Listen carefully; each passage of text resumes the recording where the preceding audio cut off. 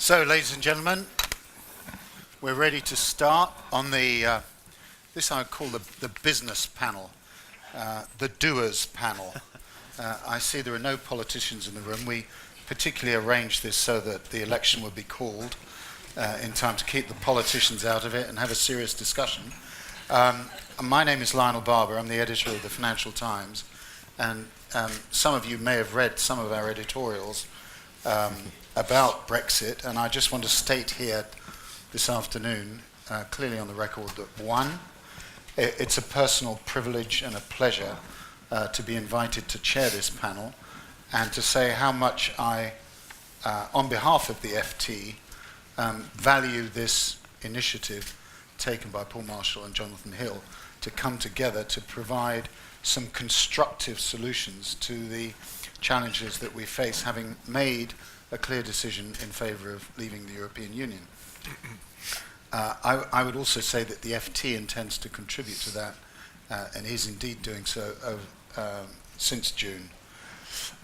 We've got three wonderful speakers today on this panel to contribute to a discussion about industrial strategy, some of the challenges facing the economy. On my right, Lord O'Neill, Jim O'Neill, ex-Goldman Sachs Minister in the government, responsible for looking at questions of industrial strategy, regional policy, etc. Particular interest in the Northern powerhouse as well as Manchester United. Charlie Mayfield, I have no idea what football team he supports, but he has done a wonderful job at John Lewis over many years. And then finally, John Peace, who I've got to know when he's been wearing his hat at Standard Chartered and also obviously Burberry, and one or two other things, including the Sheriff of Nottingham. Wow. There we are. Wow.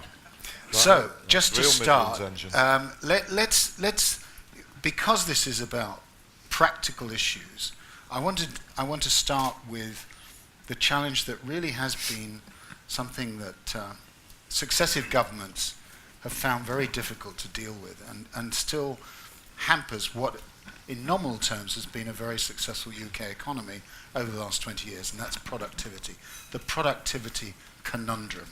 And Charlie Mayfield, Charlie has spent a lot of time thinking about it. Perhaps you'd like to start by saying, what is the nature of the problem and what are we doing in this country to tackle it? And lastly, if I may, does Brexit make that easier, harder, or it's a wash in terms of tackling? So thank you, Lionel. So it's a good time to be having this conversation because obviously the focus is on, a lot of the discussion is on Brexit and of course things like election and what have you, which are associated with that. But the productivity challenge for the UK has been around for much longer than that, and it'll actually persist, or could persist longer even than Brexit. And I would suggest that in fact it's of greater importance than Brexit itself in terms of the future of the UK economy. It also is the common denominator that I think sits behind quite a lot of the big changes that are taking place, whether they're in society, in the workplace and the way that's changing, or indeed in the dynamics that are going on in different sectors across the country. And productivity lies at the heart of all of those things. But there's also a real challenge with productivity, which is that sort of people in this room and in Whitehall and economists talk about it and they sort of get quite enthusiastic about productivity. But for most people, actually it's a sort of death word that's used by economists. At best, it's sort of passing interest or only marginal relevance. At worst, it means job cuts or sort of having to work a lot harder for not a lot more pay. And so it comes with a lot of fairly negative connotations. But actually, it's critical to competitiveness, to growth, to wage growth, and to prosperity in general. And I suspect that most people in the room understand well that we have a productivity challenge. We certainly do, and we could go on about the comparisons. But really, I think what's more important is to look at what's the opportunity, and it is huge. And perhaps I'll briefly describe it and then pause, because I'm sure, Lionel, you want to bring other people in. But some of the work that we've done to assess productivity at a firm level, because one of the challenges is a lot of the conversation takes place at a sort of national level, and yet actual productivity of the country is determined by what happens in individual businesses. And there's a huge gap between sort of the people who are talking about it here and a lot of the people who actually hold the keys to solving it at this level. But when you do some analysis at a firm level of productivity, what you find is that about 2/3 of people who work in the UK work for firms whose productivity is below what would be expected for a firm of that size in that sector. And if you could improve the productivity of those firms, even by a relatively modest amount, then the value you would unlock in a year, and it would continue into the future, would be something north of 100 billion pounds of GVA, of gross value add. So it's absolutely huge.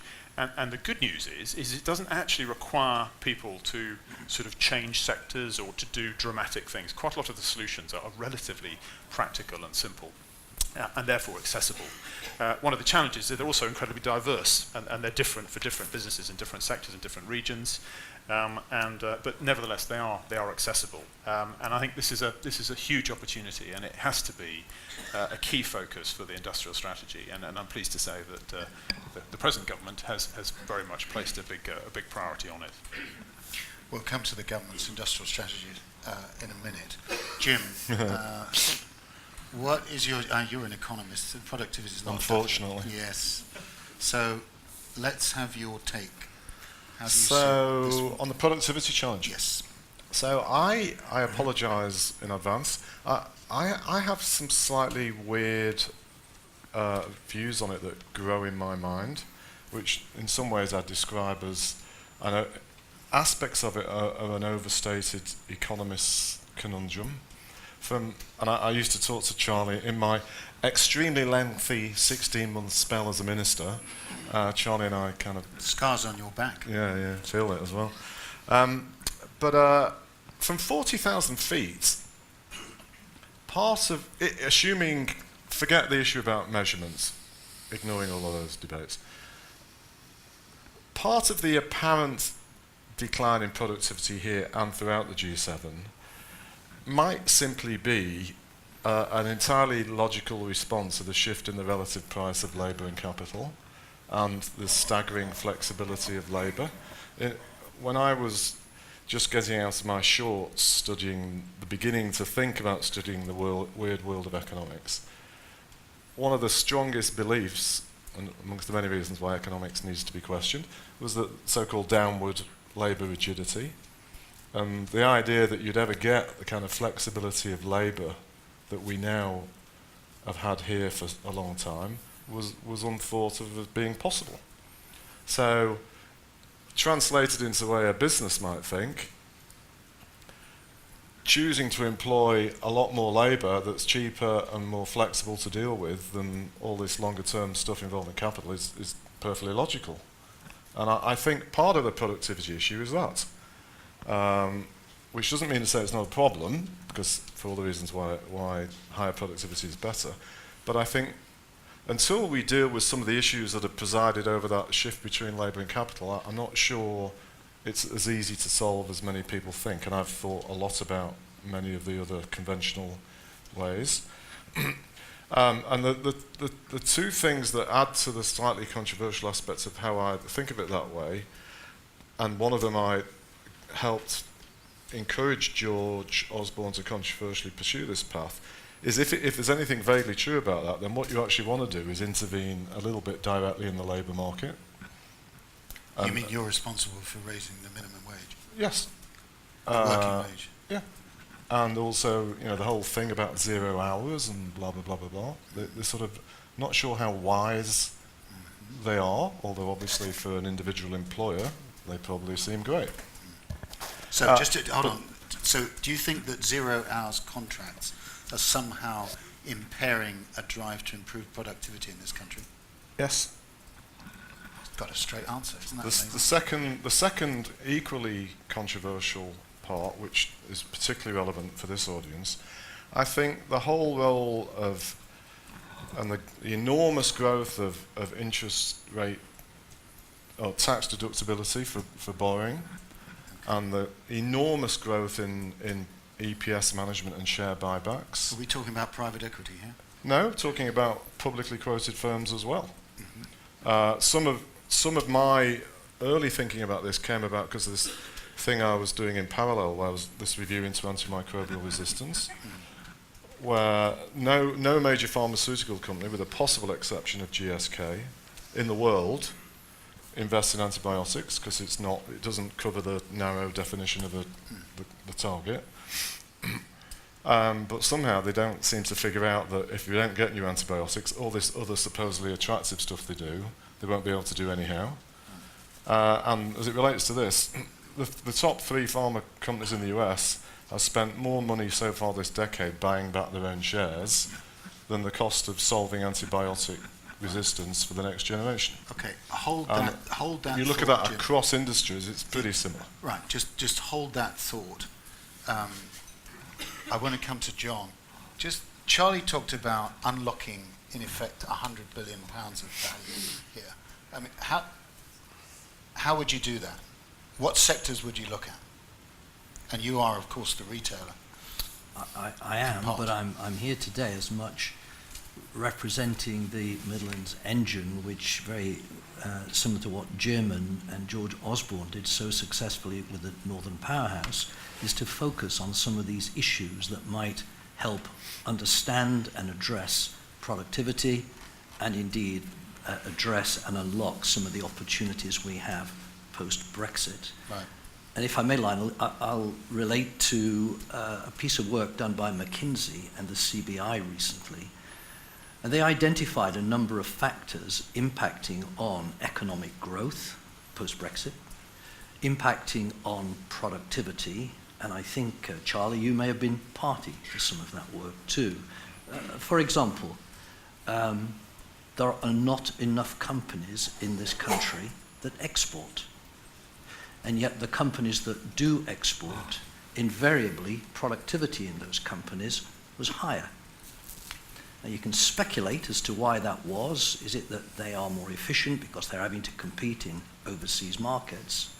But it followed that if you could have more companies exporting into the future, perhaps then you'd get more productive sectors overall in terms of what they're doing both in the UK and outside of the UK. But the other thing that came up time and time again, and a later panel I know is going to focus on this one too, and that is skills. Having a workforce that has the right skills. And I don't just mean here young people. Technology is driving change so quickly today, the need to reskill the workforce more frequently, I think is a factor that will affect companies, their productivity, their ability to compete in a global marketplace, probably greater now than at any stage since the Industrial Revolution. And so the analysis, the research that was done started to identify these as factors. And I think, Charlie, you also focused on management ability, management's ability to run a business effectively, and whether or not we're training managers for the future in the right way, taking account of all these trends that are taking place.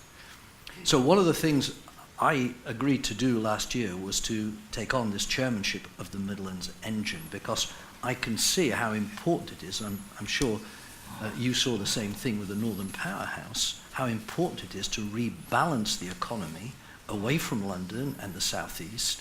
One size doesn't fit all, but all of these issues affecting productivity, affecting economic growth and our ability to compete in the marketplace, we have to address them, most of the time nationally, but sometimes regionally as well. Yeah, okay, so that's the next topic of discussion. But before we move on, Charlie, can you summarize 3 or 4 steps, practical steps, that you think the next government should take to encourage companies, through incentives or policy rhetoric or whatever, to improve productivity? What would they be?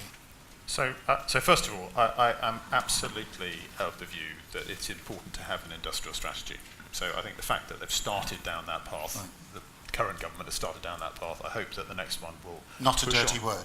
Not a dirty word, but the clue is in the title. It's called an industrial strategy, and actually the best strategy is written by industry, not by government. And the government's role is to convene and orchestrate, and sometimes demand or cajole industry into coming up with a sound industrial strategy. And there's been two things which I think have made it for some people a dirty word. One is this constant reference to picking winners, which I find bizarre because it goes back so far. It's not about picking winners. But the other thing is that I think industrial strategy from a governmental standpoint has sometimes come to mean a sophisticated lobbying effort by business to get money out of government. And neither of those things are what industrial strategy is really about. It's about a long-term plan to create the conditions which enable businesses to grow and flourish and generate prosperity and wealth for a broad group of people. So I think we have to sort of get beyond some of the sort of the things that people throw around this and sort of really think hard about what is it that it's going to be. Within that, I think a good industrial strategy has to have a number of parts, and I think quite a lot of the debate that's going on around the current Green Paper is it too broad? I mean, personally, I think it's not a bad thing to start in a broad place and to have an exploratory approach from which you get clear about where you're going to focus. I think that the industrial strategy does need to have a sectoral focus, because if there are industries in this country, sectors, where we can significantly improve the performance of those sectors, that is a valuable thing to do. I do think it's important that it's not a lobbying effort for the government to fund all of that. The businesses are the primary beneficiaries. But that is not enough. It's not enough for a couple of reasons. One is for sitting between two people who've been championing a regional focus, that it doesn't necessarily serve that agenda sufficiently. But also, an effective strategy has to reach lots of people for it to be relevant and sustainable. And I suppose what I'm describing in terms of this productivity lens is there is certainly value in improving, in raising a few sectors up by a mile. But if you can come up with a strategy which raises thousands of businesses' performance up by an inch, that is just as valuable, actually probably more valuable. And so the focus for the effort needs to be as much on activities which will achieve that as it is on the traditional areas of a deep sectoral focus. And now on that second point, it is difficult because it's diverse, but it is absolutely possible. And if I just sort of share an analogy to make the point. I've made a couple of mistakes in the last year or so. One, I got to the age where I was encouraged by my 16-year-old son to buy a bike. He already had one. And then the second mistake was I was then cajoled by him to get onto something called Strava, which people may have heard of, which was a worse mistake than the first one. And what basically, if those of you don't know, what Strava does is when you go for a bike ride, it doesn't just tell you you've gone 5.5 kilometres or sometimes more than that, or how fast you went. It actually measures every so-called segment. So if there's a big hill near where we live, and it measures how fast you went up that hill, and it compares how fast you went up that hill to everybody else who's cycled that path for the last 5 or 6 years. And beyond that, you can then compare yourself to the people who are in your age band, or people who are in your weight band. And I also compare myself to my son, which is a very bad idea because he's 16 and a lot fitter than I am. But the point I make about this is that if you want to drive improvement, you actually have to start by engaging people in, first of all, becoming aware what their current performance is, and then help them to see and have access to useful reference points which allow them to see how they could become better or what's currently being achieved in other areas.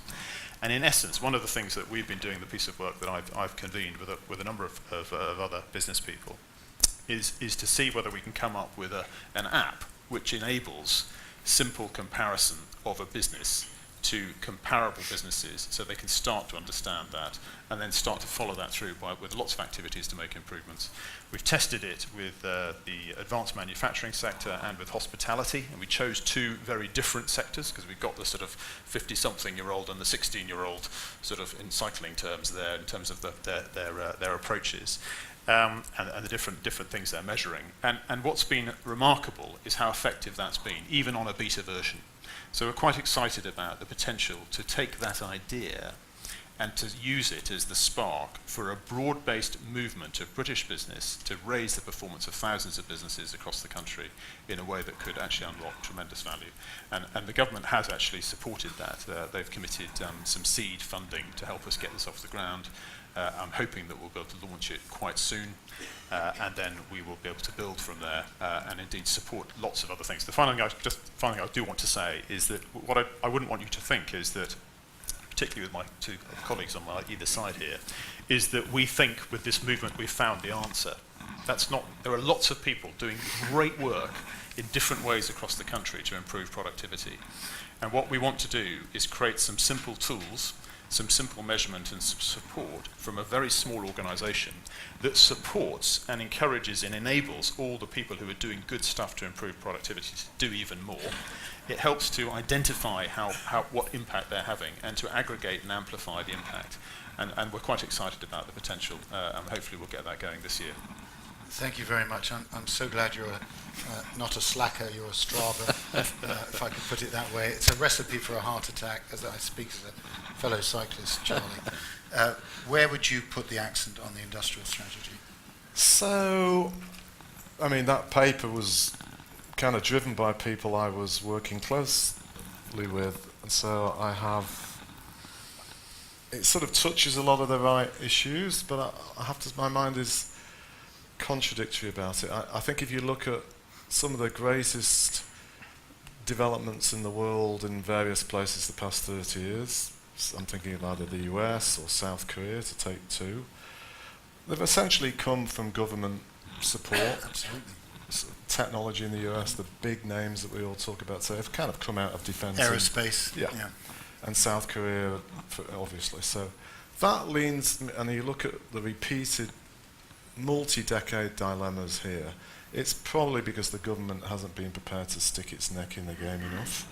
However, following on from the previous bits, the auto industry is probably one of our most productive industries these days by some considerable distance.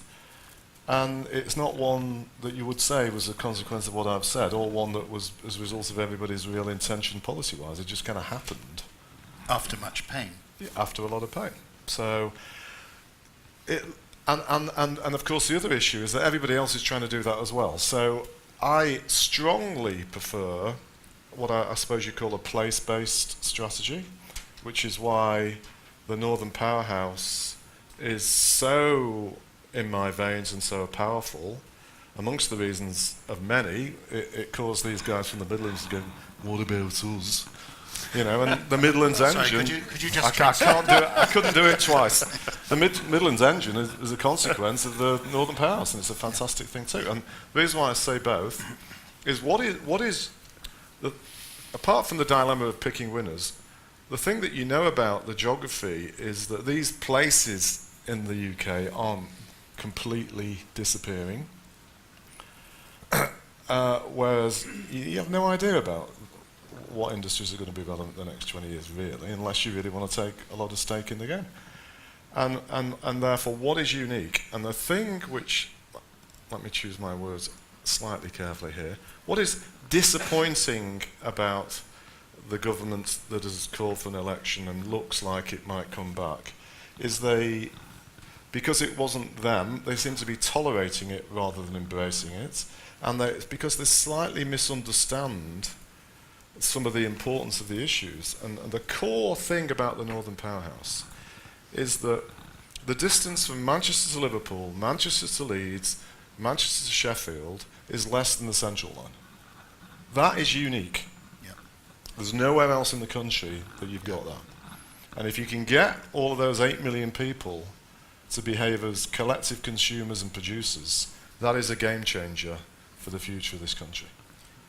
So whatever the hell it is any of them are going to be doing. Yeah, I'm trying to work out whether you're anti-HS2 and want a kind of railway line across the Pennines. I said to George, when George asked me to come and help deliver the Northern Powerhouse that you created, I said, you do know that I'm much more in favour of east-west than north-south. So I wanted to make sure he knew What did he that. say? He said, as editor of typical, the London Standard? as future editor of the Evening Standard, he said we can do both. see. But He could have his cake and eat it. I think, and there's probably a couple of people who have been involved, just take the Manchester Leeds part, especially if you include Bradford. If you get that train down to 30 minutes, the few people that have looked at that conclude, from a national perspective, that will do more for national productivity than many other infrastructure projects. And I would imagine, as John will go on, there's similar things you can think of in aspects of the so-called Midlands Okay, engine. so let's just move to a regional focus here. Does the panel agree, starting with John, that for all its success on financial services, to the Ned Hotel, that London is a roaring success, but there's an unbalance, there's a regional imbalance, and this must be addressed in the post-Brexit era. Does everybody agree with that? Charlie, do you agree with that? Okay, John, so what needs to be done? Well, I think a good start was the industrial strategy. I think the country as a whole does need a strategy. But if you're going to rebalance the economy out away from London and the southeast, and that's no criticism of London, it's the greatest capital city in the world, then you have got to take that industrial strategy and adapt it to each particular part of the country.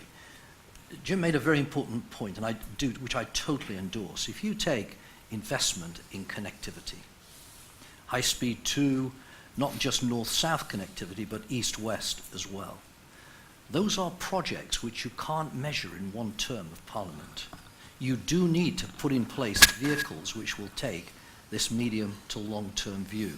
And Lionel, one of the things we're looking at right now is not so much how much we can shorten the journey time from Birmingham to London, but from Nottingham to Birmingham, right, from Sheffield to Bradford. Those are hugely incremental in terms of productivity, but more importantly, social mobility, creating opportunities for people to get jobs, not just in their locality, but to jump on a train or easily access by road to travel to get employment, to get skills that are perhaps trained in skills that are needed outside of their current location. And I think we need to have an industrial strategy as a country, but I do think we need a regional strategy, and the Northern Powerhouse led the way. The Midlands engine is fast overtaking what the Northern Powerhouse was doing. My Fitbit, I wear a Fitbit, and my Fitbit has 2 settings. I track daily how well the Northern Powerhouse is doing, but I can see coming up very quickly on the rails is the Midlands engine. The fact is, the country as a whole, we have got great assets. Okay, just before we get this commercial advertisement goes on too long, just what are the 3 pillars of the Midlands engine? And how will we be able to test whether this is anything more than a neat slogan in 5 years' time? Well, the first thing we've already started talking about, which is connectivity. We have created a thing called Midland Connect. High Speed 2 is a part of that strategy, but it's very much about investing in roads, in rail, in airports, to enable not just north-south connectivity. Which airports are you talking about? Birmingham Airport, in East Midlands Airport, for example, we have the largest freight hub outside of London. So strategically, it has a great future. Birmingham Airport today has capacity of 11 million passengers. We could double that without huge investment in new runways. It's utilizing what we have and investing in new things for the future. It's just on the airport. Is that affected in any way if we have regarding access single market in aviation? I think even if without Brexit, I would hope we could start looking at new markets. But with Brexit particularly, the need to have access to new destinations, and by that, if you take China, for example, it isn't a question of more flights to Shanghai or to Beijing, but some of the new growth cities in China. Right, Beijing to Hangzhou. For example. I mean, sorry, Birmingham to, yeah, Beijing to Hangzhou, I did that last week. Okay. A couple of other things on the Midlands engine. Well, again, where we'll be able to test whether it's more than a slogan. Let me, for example, some of the negatives that you will find in the Midlands. our young people, the levels of qualification that they've achieved leaving school, their readiness for employment is frankly just not good enough. We have to invest in that, focus on that, and the only way to do that is through partnership, through councils, local enterprise partnerships, businesses, universities, colleges coming together to solve some of the skills issues that we have. Okay, last question. You talked about roads, but have we got enough money? Have we got the public funds available for that? If we want economic growth, the question is, can we afford not to invest in them? In the Midlands, for example, the heart of the country, something like 80% of freight, heavy freight, goes through the Midlands. So it isn't just about the Midlands region. This is about Liverpool. This is about Bristol. This is about London in terms of its strategic significance. Right.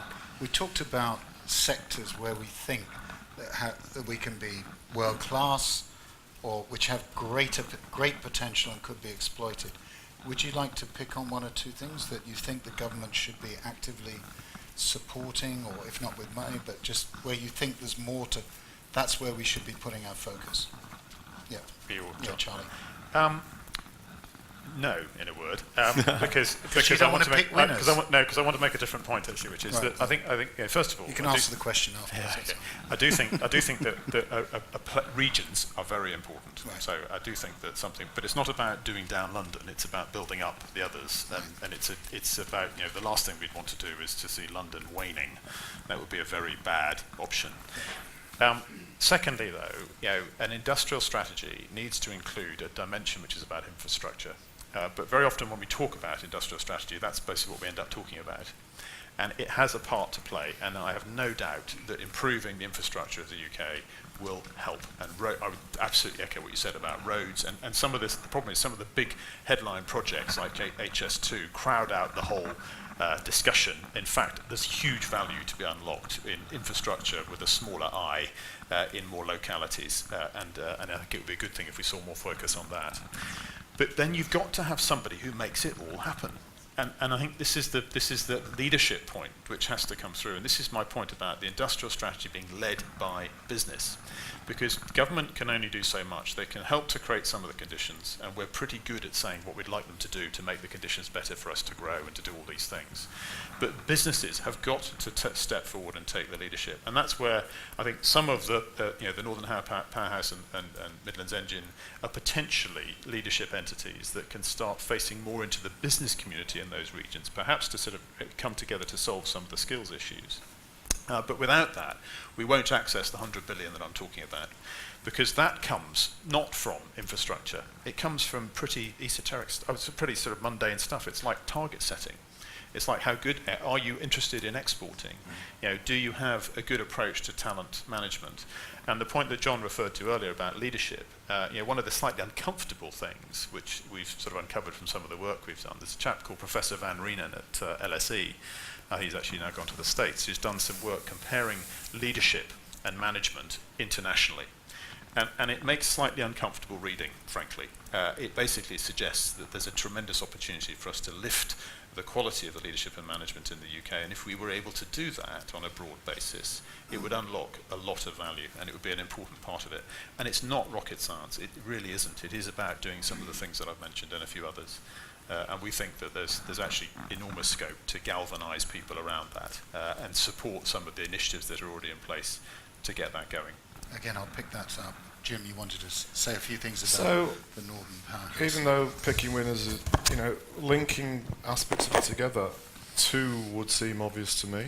It's easy for me to say that, but one of them would be life sciences, and the other would be alternative energies, in particular as it relates to Northern Powerhouse.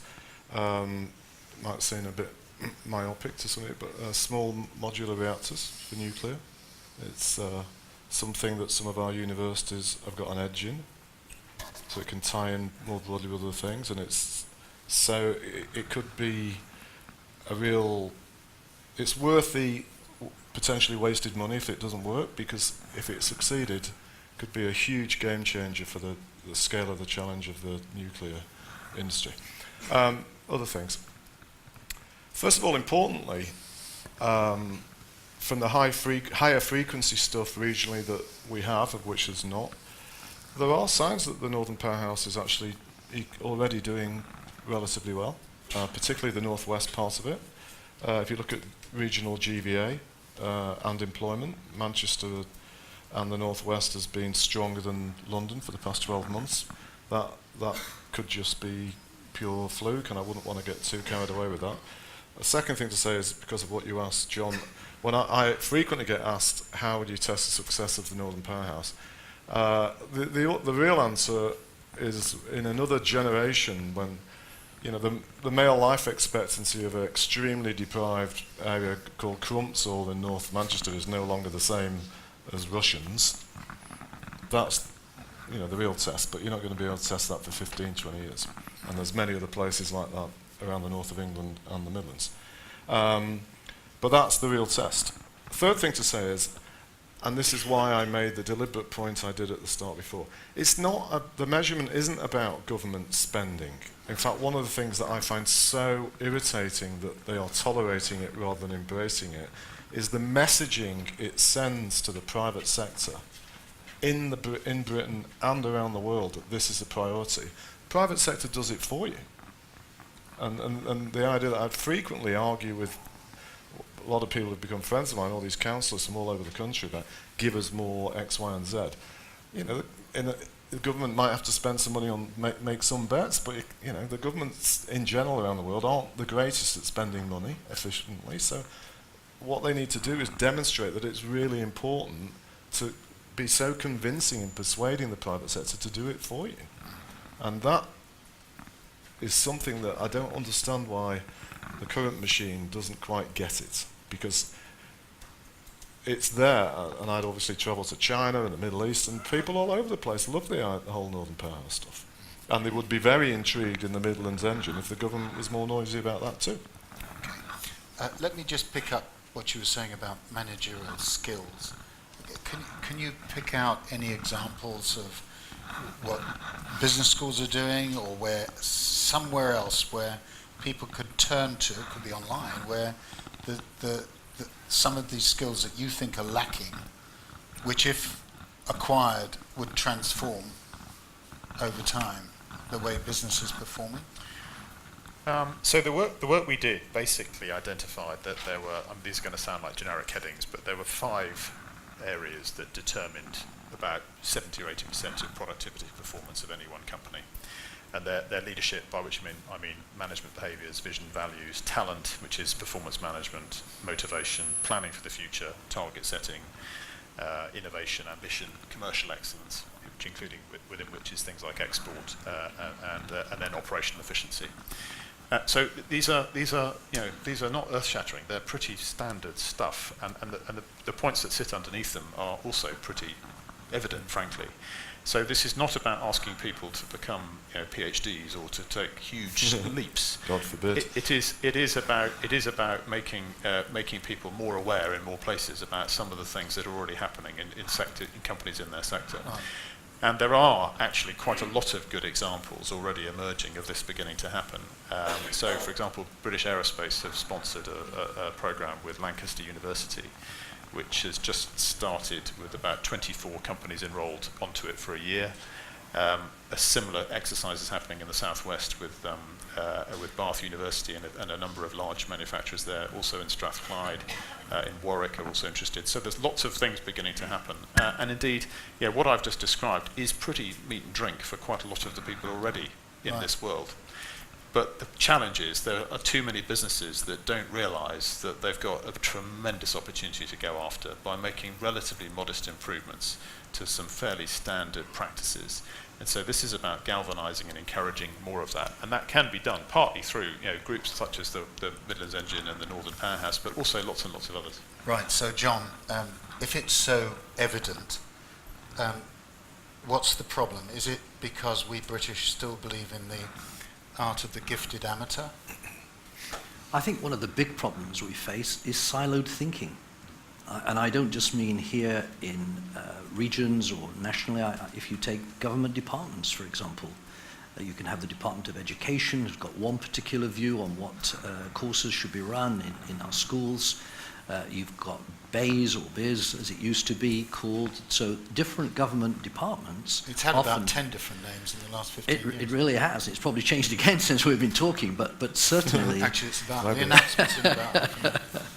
Getting rid of the siloed thinking is so important. I agree 100% with Charlie. That's why so many of these initiatives do need businesses involved, and in many cases business-led, because at the end of the day, someone's got to pull them together.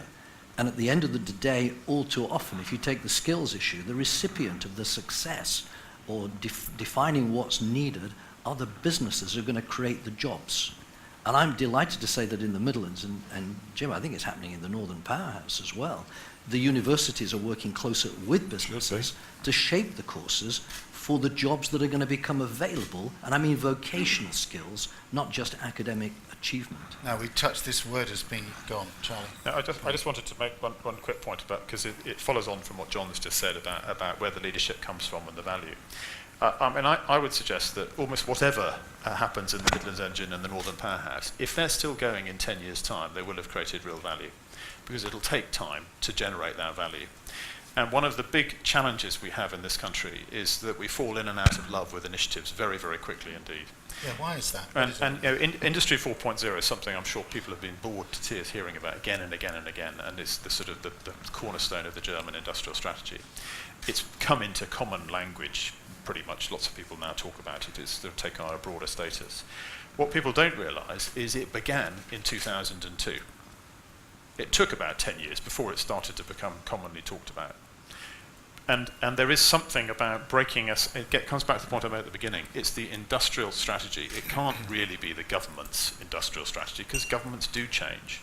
You know, and they do, that's partly what drives the blowing in the wind and the sort of the chopping and changing, from which leaches out huge value. And so I think if I was going to make one simple plea of the government, it would say, yes, absolutely, make sure this comes about, but make sure that the ownership and the drive for it rests in the hands of business. I think you need to say that a little bit more clearly. We just need to be a little bit more Chinese. We need a plan. Yeah. We need to think about 10 years. Yeah. We don't talk about 2050 in this country, do we? Well, one of my earliest ideas to George when I entered the strange seats I was why don't, because I'm kind of bricked 2050, why don't we have actually... I should have introduced you as the man. No, it's nice to not... I really apologise for that. It's nice to not have that raised. But I said, look, why don't we get the Treasury, senior Treasury officials to do a 2050 vision of what, with no constraints, what Britain could look like. And in that, along with a lot more energy from others, is partly what led to him embracing the idea of the Independent Infrastructure Commission. And it was subtly helped by a lot of Treasury officials who, I suspect, rather cleverly, given how good they are, these things, thought, that sounds like too much like hard work, not going to do that. But you're right. I mean, for especially anything vaguely close to infrastructure, to have that so constantly vulnerable to, oh, we've had another 2 years, let's have another election. Right. Yeah, So here's your exam question, Jim. Has the Treasury been a benign influence over the last 30 years on long-term planning or not? Oof. That is I walked into that one, didn't I? I'll clean your shoes afterwards. I have to say, I found working with Treasury officials way more uplifting than I thought. It reminded me a bit of aspects of my old life for 18 years, but with better purpose. Yeah, playing for time. Yeah. No, a lot of Yeah. good culture with a lot of people. If you unleash them, are eager to pursue ambitious things. So in that sense, I disagree with the tone of what you asked. But they're constrained by, and their constitutional role is to serve the master. And a bit like, we don't have time to get into some of the ridiculously unnecessary complexity about aspects of devolution. You know, the Yorkshire issue, and no Leeds city mayoral election next week. The reason why that's not happening is because of idiotic tribal politics in the Conservative Party. It gets dressed up as all sorts of other things, but that's why it doesn't All happen. right, let's focus on the word that's been used 2 or 3 times, but we need to flesh out a little bit, which is the word is universities. What role can they play? Because if you think about it, comparative advantages that this country has, higher education must be one.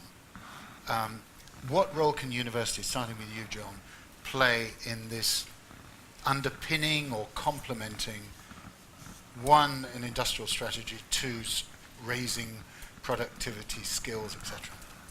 I think it's a very important role. I think they already play an important role, but I think it can be even more important in the future. I certainly speak from experience. I'm seeing them work closer with businesses to understand what the needs are for the future.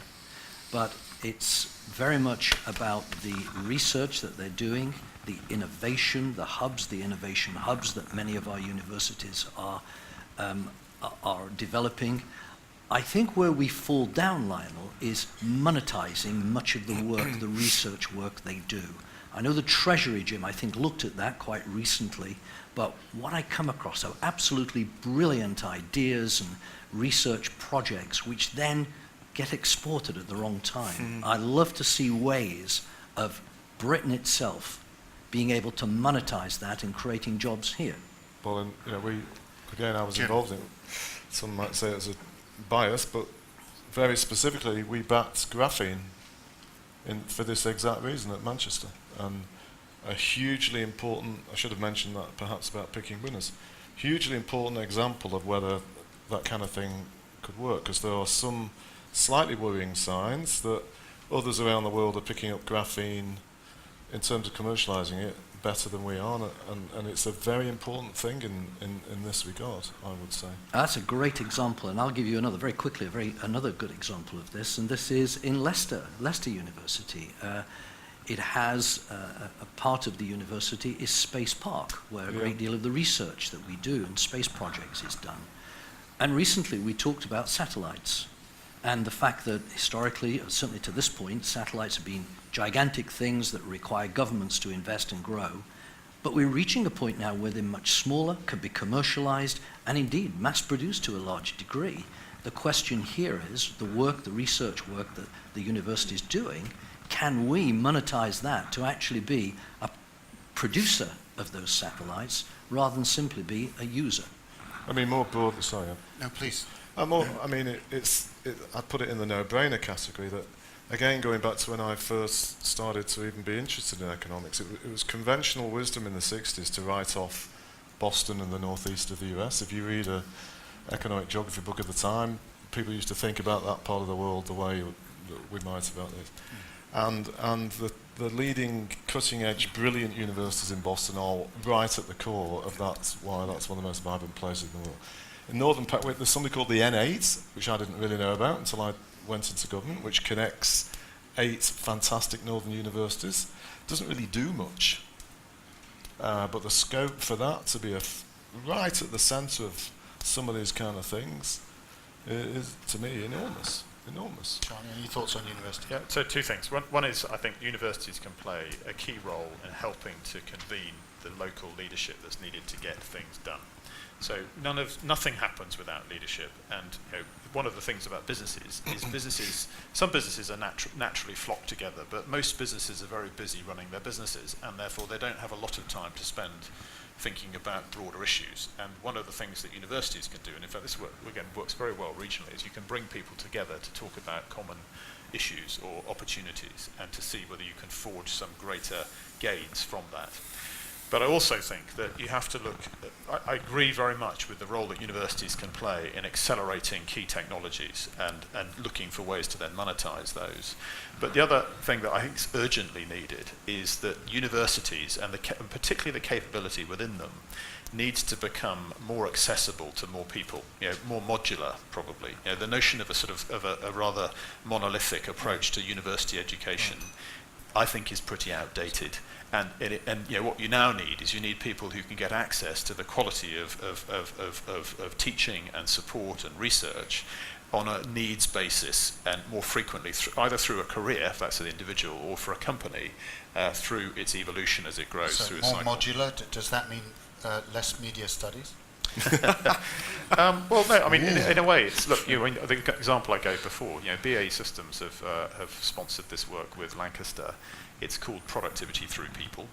It's essentially saying, let's get 24 small and medium-sized businesses in the region around Lancaster to come together in a really well thought-through program, which draws on the experience of some of these large manufacturers, plus the academic rigor and the quality of the university, to create something over the course of a year that people can participate and engage in, which drives real value and results for their businesses now.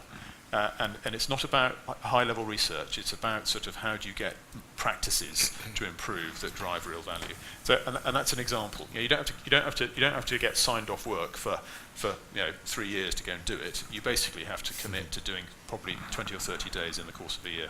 Right, we're coming to a close in this discussion. I'm going to ask, and they have not been prepared for this question, I'm going to ask each one of the panelists to, in a couple of sentences, or indeed a slogan, to come out with, that's my, I'm just going to turn off. That's the name of the new business department. Which is to sum up, translate into a slogan or two sentences, what the next government, perhaps led by Mrs. May, to sum up and capture global Britain. Jim, it should be open for business, closed to foreigners. Is that a good way of putting it? Oh, perfectly. I can't add anything more. Come on, Jim. Of course. I mean, but obviously on this panel we're not talking about the trade aspects, but possibly my past I can articulate the positive part of the trade thing. Single most interesting data I've seen all year economically is Germany's #1 overall trade partner is now China. Right. Okay. Says it all. Charlie? So I'm going to sort of push the notion of the movement. One of the things that the way we framed the app that we developed and tested with the hospitality and the advanced manufacturing sectors, we called it as a working title, "How good is your business really?" And so this isn't so much for the government, because in a way I don't want to look to the government to find the answer, but I do think that businesses, we all know, we're all proud probably of aspects of our businesses, but we all sort of know that there are lots of things that we can improve. And if we could encourage more people to be thinking more often about how good is your business really, particularly with a view to identify the area that you could make a significant improvement, that you can do yourself, perhaps with some help from the likes of the Midlands Engine or the Northern Powerhouse or universities or wherever you might be in your environment, that would be an extraordinarily good thing, and the value attached to it is enormous. And if that was important before the vote on the 23rd of June last year, it became much, much more so afterwards. It's also key, by the way, to competitiveness, to building trade with other countries, to wages, and certainly wage growth, which has been notoriously sluggish, which is one of the most pernicious impacts of the poor performance we've seen in productivity. John? Thank you, Charlie. Britain, or Great Britain, is a great brand globally. I would like to see a new government drive economic growth following the election, and I'd like to think it results in a fairer Britain. Okay, ladies and gentlemen, please thank the panelists for a great discussion.